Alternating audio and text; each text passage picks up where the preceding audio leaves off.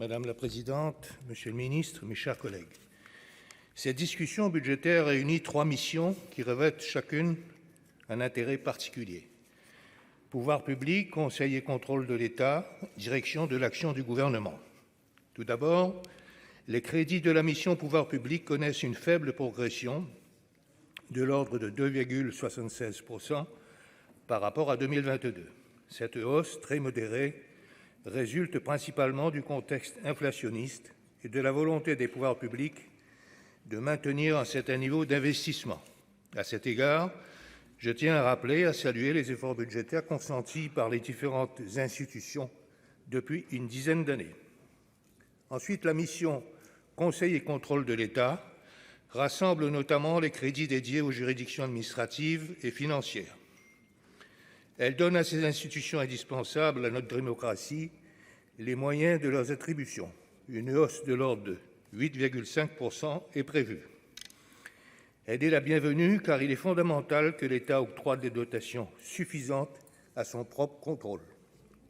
Enfin, la mission Direction de l'action du gouvernement voit ses crédits augmenter de 3,5% en crédits de paiement et de 9% en autorisations d'engagement.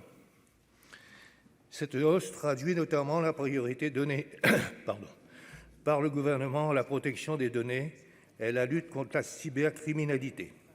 Dans un contexte de cyberattaques frappant aussi bien les collectivités territoriales et l'État que les entreprises et les centres hospitaliers. Nous gardons tous en mémoire le piratage informatique qui a visé l'hôpital de Corbeil-Essonnes en août dernier. Aussi, je souhaite souligner le renforcement de l'Agence nationale de la sécurité des systèmes d'information ainsi que de la Commission nationale de l'informatique et des libertés qui verront leurs effectifs augmenter. Parallèlement, la nouvelle autorité de régulation de la communication audiovisuelle et numérique verra également ses moyens s'accroître afin de répondre à l'extension de ses compétences et à de nouveaux acteurs du numérique tels que les réseaux sociaux, les plateformes et les sites de partage de vidéos.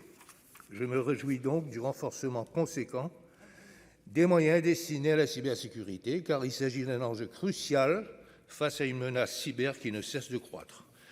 Monsieur le ministre, mes chers collègues, très hétérogènes, ces crédits sont tous essentiels au bon fonctionnement de notre État de droit. Ils tendent à assurer aux pouvoirs publics, aux organes chargés de leur contrôle ainsi qu'aux autorités indépendantes qui veillent au respect des libertés individuelles les moyens nécessaires à leur action. Aussi, le groupe Les Indépendants votera les crédits de ces trois missions.